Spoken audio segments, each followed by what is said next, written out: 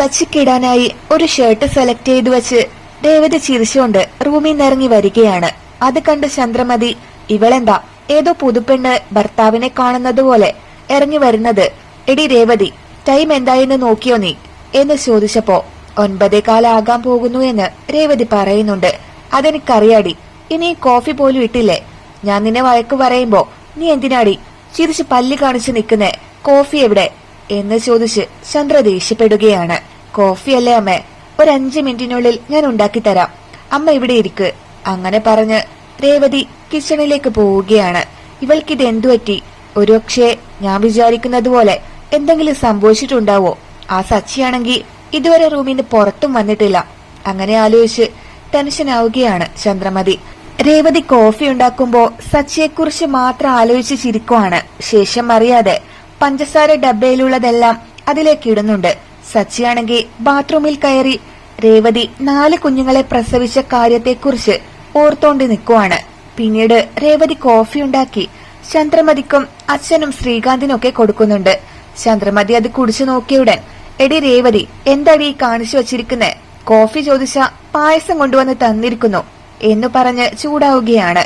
അച്ഛനും ശ്രീയും അത് ടേസ്റ്റ് ചെയ്ത് മധുരം കൂടുതലാണെന്ന് അവർക്ക് മനസ്സിലാവുന്നുണ്ട്. ഇതൊരു കോഫിയാണോടി? പഞ്ചസാര ഡബ്ബ മൊത്തം കാലിയാക്കിയോ നീ? 1 കപ്പില് 2 കിലോ മധുരം നീ ഇട്ടോടി.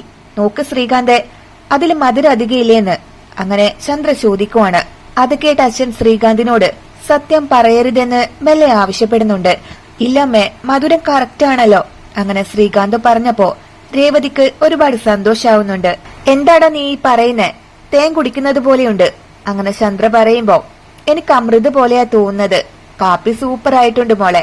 അങ്ങനെ അച്ഛൻ മറുപടി കൊടുക്കുന്നുണ്ട്. എന്താ നിങ്ങളുടെയൊക്കെ നാക്ക് ചത്തുപോയോ? അപ്പൊ ഞാൻ കള്ളം പറയുന്നെന്നാണോ? അതോ എന്നെ കൊല്ലാൻ വേണ്ടിയിട്ട് എനിക്ക് മാത്രം പഞ്ചസാര കൂടുതൽ ഇട്ടതാണോടി നീ? അങ്ങനെ ചോദിച്ച് ചന്ദ്ര ബഹളം ഉണ്ടാക്കുവാണ്. ഇല്ലമ്മേ, ഞാൻ എപ്പോഴും ഇടുന്നത് പോലെ തന്നെയായിട്ടെ. അങ്ങനെ രേവതി പറഞ്ഞു കൊടുക്കുന്നുണ്ട്. നിന്റെ കോഫി ഇങ്ങതാ, ഞാൻ കുടിച്ചു നോക്കട്ടെ. അങ്ങനെ പറഞ്ഞ് അച്ഛൻ അത് ടേസ്റ്റ് ചെയ്ത് നോക്കുന്നുണ്ട്. ചന്ദ്രേ, നിന്റെ ചായയില് പഞ്ചസാര കുറവാണല്ലോ, നിനക്ക് കൂടുതലുണ്ടെന്ന് തോന്നിയോ? അയ്യോ, അപ്പൊ നിനക്ക് ഷുഗർ പിടിച്ചെന്നാ തോന്നേ. ഷുഗർ വന്നാ ഒരുപാട് മധുരം ഇട്ടതുപോലൊക്കെ തോന്നും അല്ലേടാ ശ്രീകാന്ത് എന്ന് അച്ഛൻ പറയുമ്പോ അതെ അച്ഛ, ഹൈ ഷുഗർ വന്നാ ഇങ്ങനെയാണ് എന്ന് പറയുവാണ് ശ്രീകാന്ത്. എനിക്ക് ഷുഗർ ഒന്നും ഇല്ലടാ, നിങ്ങളുടെ രക്തത്തിലാ പഞ്ചസാര തീർന്നു പോയത്. എന്നെ കൊല്ലാൻ വേണ്ടിയാ ഇവളിത് ചെയ്തത്. അങ്ങനെ പറഞ്ഞ് ചന്ദ്രമതി വയലന്റ് ആവുന്നുണ്ട്. അമ്മേ, ഇതൊരു വെറൈറ്റി ടേസ്റ്റ് ആണ്. കോഫിയും പായസവും ചേർന്ന് കുടിച്ചാ നല്ലതല്ലേ ഏട്ടത്തി? ഇതിനെ പായസ കോഫി എന്ന് വിളിക്കാം. അങ്ങനെ ശ്രീകാന്ത് പറയുമ്പോ എന്താടാ വട്ടുപിടിച്ചോ നിങ്ങൾക്കൊക്കെ? ഇതിനൊരു ബ്രാൻഡ് കോഫിയാക്കി മാറ്റാനായിട്ട്? അങ്ങനെ ചന്ദ്ര ചോദിക്കുവാണ്. അപ്പോഴേക്കും ശ്രുതിയും വൈഫും അവിടേക്ക് എത്തുകയാണ്. രേവതി കോഫിയുണ്ടോ? അങ്ങനെ ശ്രുതി ചോദിച്ചപ്പോ ഇരിക്ക്, ഞാൻ എടുത്തിട്ട് വരാമെന്ന് പറഞ്ഞ് രേവതി നടക്കുവാണ്. അതൊന്നും വേണ്ട, നിക്ക്. ഈ കോഫിയെ മനുഷ്യന് കുടിക്കാൻ കൊള്ളില്ല, പഞ്ചസാര മൊത്തം ഇട്ടിട്ടുണ്ട്. ഇവരൊക്കെ ഇവളെ അഭിനന്ദിക്കുവാ മോളെ. ശ്രുതി, നീ ഏതോ ABC ജ്യൂസ് എന്ന് പറഞ്ഞില്ലേ, അതുണ്ടാക്കി കുടിച്ചേക്ക്. ഇവൾക്കിന്ന് എന്തോ പറ്റിയിട്ടുണ്ട്. കാലത്ത് എഴുന്നേറ്റത് ലേറ്റായിട്ടാണ്. എന്തോ വട്ട് പിടിച്ച മാതിരി അവള് ചുറ്റിക്കൊണ്ടിരിക്കുവാണ്. എടാ ശ്രുതി, ഈ കോഫി നീ ഒന്ന് കുടിച്ചു നോക്കിക്കേ. അങ്ങനെ പറഞ്ഞ് അമ്മ അത് കൊടുക്കുന്നുണ്ട്. ശ്രുതി അത് കുടിച്ചുവിടാൻ എന്താ അമ്മ ഇത് പഞ്ചസാര വെള്ളാണോ എനിക്ക് കലക്കി തന്നത് എന്ന് ചോദിക്കുവാണ്. കണ്ടില്ലേ, എന്നെ നിങ്ങൾ രണ്ടുപേരും പറ്റിക്കാമെന്ന് കരുതിയോ? അങ്ങനെ ചന്ദ്രമതി പറയുമ്പോ ചന്ദ്രക്ക് എന്തു പറ്റിയെന്ന് അറിയില്ല മോളെ. കാപ്പി നന്നായിട്ടുണ്ട്. ശ്രീകാന്ത്, ഇന്ന് നിന്റെ റെസ്റ്റോറന്റിൽ പോയി പായസ കാപ്പി ഉണ്ടാക്കി കൊടുക്കണം എന്ന് പറയുവാണ് അച്ഛൻ. അവിടേക്ക് സച്ചി വന്നപ്പോ എടാ, നിന്റെ ഭാര്യ ഉണ്ടല്ലോ, കോഫി എന്ന് പറഞ്ഞ് എന്നെ കൊല്ലാൻ നോക്കുക. എങ്ങനെയുണ്ടെന്ന് നീ ഒന്ന് കുടിച്ചു നോക്ക്. അങ്ങനെ ചന്ദ്ര ആവശ്യപ്പെടുന്നുണ്ട്. അതൊന്നും എനിക്ക് വേണ്ട, എനിക്ക് എന്റെ പ്രശ്നമാണ് വലിയ പ്രശ്നം. അച്ഛാ, എനിക്കൊരു ഡൗട്ടുണ്ട്. മുത്തശ്ശനും മുത്തശ്ശിക്കും കല്യാണം കഴിഞ്ഞിട്ട് അച്ഛൻ എപ്പോഴാ ജനിച്ചത്? അങ്ങനെ സച്ചി ചോദിക്കുവാണ്. ലേറ്റായിട്ടാ ഞാൻ പിറന്നത്, ഡേറ്റ് ഓർമ്മയില്ല എന്ന് അച്ഛൻ മറുപടി കൊടുക്കുവാണ്. ശരി, അച്ഛന്റെ കല്യാണം കഴിഞ്ഞല്ലോ, എന്നിട്ട് ആദ്യത്തെ കുഞ്ഞു പിറന്നത് എപ്പോഴാണെന്ന് സച്ചി ചോദിക്കുന്നുണ്ട്. അത് കല്യാണം കഴിഞ്ഞ് 11 മാസത്തിനുള്ളിൽ ശ്രുതി ജനിച്ചു എന്ന് അച്ഛൻ പറഞ്ഞു കൊടുക്കുന്നുണ്ട്. 11 മാസത്തിൽ പിറന്നെന്നോ? എന്താടാ ഇത്? അപ്പോ പണം എടുത്തോടാനാണോ നീ ഇത്ര പെട്ടെന്ന് ജനിച്ചത്? കല്യാണം കഴിഞ്ഞ ആദ്യത്തെ കുഞ്ഞ് ജനിക്കാൻ 11 മാസം മതിയല്ലേ എന്നൊക്കെ ചോദിക്കുവാണ് സച്ചി. ഇവനെന്താ വട്ടായോ എന്ന് ചന്ദ്രമതി പറയുമ്പോ രേവതി വന്ന് നിങ്ങൾ വെറുതെ ഇരിക്ക്, സവാരിക്ക് പോവാൻ ടൈം ആയില്ലേ, കുളിച്ച് റെഡിയാവാൻ നോക്ക്. അങ്ങനെ സച്ചിയെ പറഞ്ഞു വിടുവാണ് രേവതി. സച്ചി നടന്നു പോകുമ്പോ രേവതി അറിയാതെ വന്ന് ഇടിക്കുന്നുണ്ട്.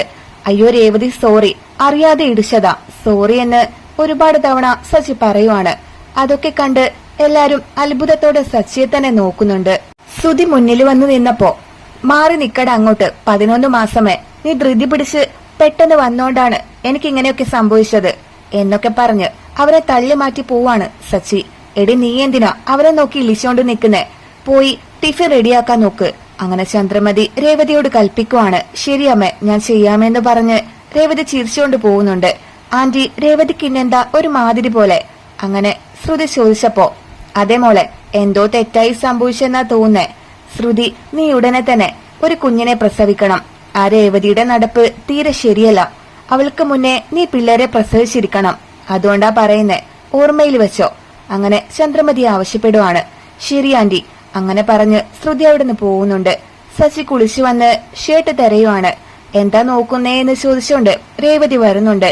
രേവതിയെ കണ്ട് അയ്യോ എന്ന് നിലവിളിച്ച് സച്ചി പുതപ്പെടുത്ത് മറയ്ക്കുവാണ്. ഡ്രസ്സ് മാറ്റണമല്ലോ. അങ്ങനെ സച്ചി പറഞ്ഞപ്പോ അതല്ലേ ഞാൻ എടുത്തു വച്ചിരിക്കുന്നത്, പിന്നെന്തിനാ അവിടെ തിരയുന്നേ എന്ന് ചോദിക്കുവാണ് രേവതി. ഇതെന്താ പുതിയൊരു ശീലം?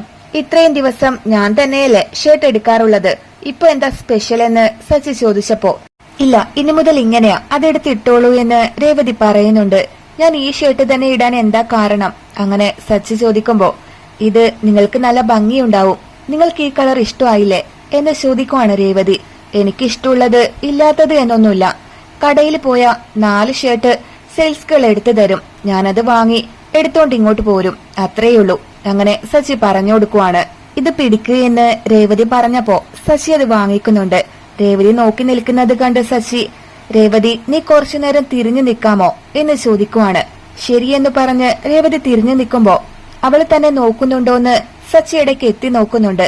ഇനി തിരിഞ്ഞു നിന്നോ, ഞാൻ ഷർട്ട് ഇട്ടു എന്ന് സച്ചി പറഞ്ഞപ്പോ രേവതി അവന്റെ ഷർട്ടിൽ പോയി പിടിക്കുവാണ്. എന്താ ഈ കാണിക്കുന്നേ എന്ന് ചോദിച്ച് സച്ചി ദൂരെ കൊഴിഞ്ഞു മാറുന്നുണ്ട്. ഒന്നുമില്ലെന്നേ, ഈ ഷർട്ട് ഇൻ ചെയ്തു തരാം. അങ്ങനെ പറയുവാണ് രേവതി. അതൊന്നും വേണ്ട, ഞാൻ എപ്പോഴും ഇങ്ങനെയാ ഷർട്ട് ഇടാറുള്ളത്, ഞാനേ ഓടിക്കൊണ്ടിരിക്കുന്ന ജോലി ചെയ്യുന്നവനാണ്.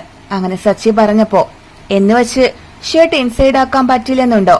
എപ്പോഴും ഒരു കാര്യം തന്നെ ചെയ്താ അത് തന്നെ ചെയ്യണമെന്ന് നിർബന്ധമൊന്നുമില്ല. ജീവിതത്തിലെ ചില മാറ്റങ്ങളൊക്കെ വേണം. എനിക്ക് നിങ്ങളെ ആ വേഷത്തിൽ കാണണമെന്ന് തോന്നുന്നുണ്ട്, എനിക്ക് വേണ്ടി നിങ്ങൾ ഇത് ചെയ്യില്ലേ? അങ്ങനെ രേവതി ചോദിക്കുകയാണ്. എന്താ രേവതി ഇത്, എനിക്കിതൊന്നും ശീലമില്ലെന്ന് അറിഞ്ഞൂടെ എന്ന് പറഞ്ഞ് നിൽക്കുവാണ് സച്ചി. ഇതൊക്കെ ചെയ്താണ് ശീലാവുന്നത്, നിങ്ങൾ കൈമാറ്റ് എന്ന് പറഞ്ഞ രേവതി സച്ചിയെ പോയി തൊടുവാണ്. അയ്യോ വിട്, എനിക്ക് എന്തോ പോലെ ആവുന്നു രേവതി എന്ന് പറഞ്ഞ് സച്ചി നിലവിളിക്കുന്നുണ്ട്. മിണ്ടാതെ എവിടെ നിക്ക്. അങ്ങനെ പറഞ്ഞ് രേവതി വീണ്ടും ഷർട്ടിൽ പിടിക്കാനായി ചെല്ലുന്നുണ്ട്. വേണ്ട രേവതി, ഞാൻ തന്നെ ചെയ്തോളാം, ഇതെനിക്ക് സെറ്റ് ആവില്ലെന്ന് അങ്ങനെ സച്ചി മറുപടി കൊടുക്കുവാണ്. അതൊക്കെ ഞാൻ ശരിയാക്കി തരാം, ഞാൻ പറയുന്നത് ഒന്ന് കേൾക്ക് എന്ന് പറഞ്ഞ് രേവതി വീണ്ടും ഷർട്ടിൽ പിടിച്ചപ്പോ വേണ്ട രേവതി പ്ലീസ് വിട് എന്ന് പറഞ്ഞ് സച്ചി ബഹളം ഉണ്ടാക്കുവാണ്. ഈ ഷർട്ടിന്റെ കൈ നേരെയാക്കണം, നിങ്ങൾ മാറി നിൽക്കുക എന്ന് പറഞ്ഞ് രേവതി വീണ്ടും ഷർട്ട് ശരിയാക്കി കൊടുക്കുന്നുണ്ട്. രേവതി ചുമ്മാ എന്നെ തൊടല്ലേ, ഞാൻ തന്നെ ചെയ്തോളാം, നീ മാറി നിൽക്ക്. അങ്ങനെ സച്ചി പറയുവാണ്. ശരി, ഞാൻ നിങ്ങളെ തൊടുന്നില്ല, മതിയോ? ഷർട്ട് ഇൻ ചെയ്തിട്ട് തന്നെ വരണം. അങ്ങനെ പറഞ്ഞ് രേവതി പോവുകയാണ്.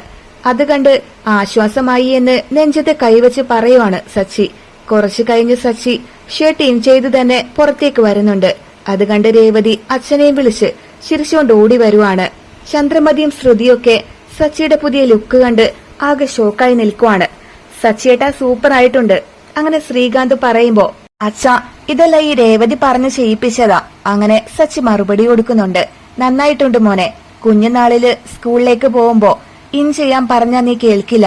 ഒരാണിനെ നല്ല രീതിയിൽ മാറ്റാന് അവന്റെ ഭാര്യയ്ക്ക് പങ്കുണ്ട്. അങ്ങനെ അച്ഛൻ പറഞ്ഞത് കേട്ട് അപ്പോ ഇതിനു മുമ്പ് ഞാൻ നല്ലതല്ലായിരുന്നു അച്ഛാ? അങ്ങനെ സച്ചി ചോദിക്കുന്നുണ്ട്. നല്ലതായിരുന്നു, പക്ഷെ ഈ വേഷത്തില് നീ കുറച്ചുകൂടെ നന്നായിട്ടുണ്ട് എന്ന് അച്ഛൻ പറഞ്ഞപ്പോ രേവതിക്ക് ഒരുപാട് സന്തോഷാവുന്നുണ്ട്. അവരുടെ സന്തോഷം കണ്ട് ചന്ദ്രമതി കൊട്ടും തന്നെ സഹിച്ചില്ല. എത്ര മണിക്കാ ഫ്ലൈറ്റ്? അല്ല, ഡ്രസ്സ് ചെയ്ത് പോകുന്നുണ്ടല്ലോ. അങ്ങനെ ചന്ദ്രമതി ചോദിക്കുവാണ്. ഫ്ലൈറ്റോ എന്ന് പറഞ്ഞ് ശ്രുതിയും കളിയാക്കി ചിരിക്കുന്നുണ്ട്. അതെടാ, ഇവനെ ഫ്ലൈറ്റിലല്ലേ ഓടിക്കാൻ പോകുന്നത്, ചെയ്യാൻ പോകുന്നത് ഡ്രൈവർ ജോലിയാണ്. എന്നിട്ടാണ് ടിപ് ടോപ്പായി ഒരുങ്ങി പോകുന്നേ. ആടിനെ മേയ്ക്കാൻ പോകുന്നയാള് കോട്ടും സൂട്ടും ഇട്ട് പോകുന്നത് പോലെയുണ്ട് എന്ന് പറഞ്ഞ് ചന്ദ്രമതി ചിരിക്കുവാണ്. കറക്റ്റ് ആമേ, ഏതോ സർക്കസില് ജോലി ചെയ്യുന്ന പോലെയുണ്ട്. അങ്ങനെ ശ്രുതി പറഞ്ഞത് കേട്ട് ചന്ദ്രമതിയും ശ്രുതിയൊക്കെ പൊട്ടി ചിരിക്കുന്നുണ്ട്. അത് കണ്ട് ദേഷ്യം വന്ന രേവതി, ഇപ്പൊ എന്തിനാ എല്ലാരും ചിരിക്കുന്നത്? ഇദ്ദേഹം നന്നായിട്ട് തന്നെയാ ഉള്ളത്. എന്താ ഡ്രൈവർ ആണെങ്കിൽ ഇങ്ങനെ ഡ്രസ് ചെയ്യാൻ പാടില്ലെന്നുണ്ടോ എന്ന് ചോദിച്ച് ചൂടാവുകയാണ്. സച്ചി അത് കേട്ട് സന്തോഷിക്കുവാണ്. അവരുടെ കാര്യം വിട്ടേക്ക് മോളെ, അവരെപ്പോയെങ്കിലും ന്യായമായ കാര്യം ഇവിടെ സംസാരിച്ചിട്ടുണ്ടോ എന്ന് അച്ഛൻ പറയുമ്പോ ശ്രീകാന്ത് വരുന്നുണ്ട്. സുധിയേട്ട, ആരെങ്ങനെ ഡ്രസ് ചെയ്താലും അതിനെ നമുക്ക് കളിയാക്കാൻ പാടില്ല, അത് അവരുടെ ഇഷ്ടമാണ് എന്ന് പറഞ്ഞു കൊടുക്കുവാണ്.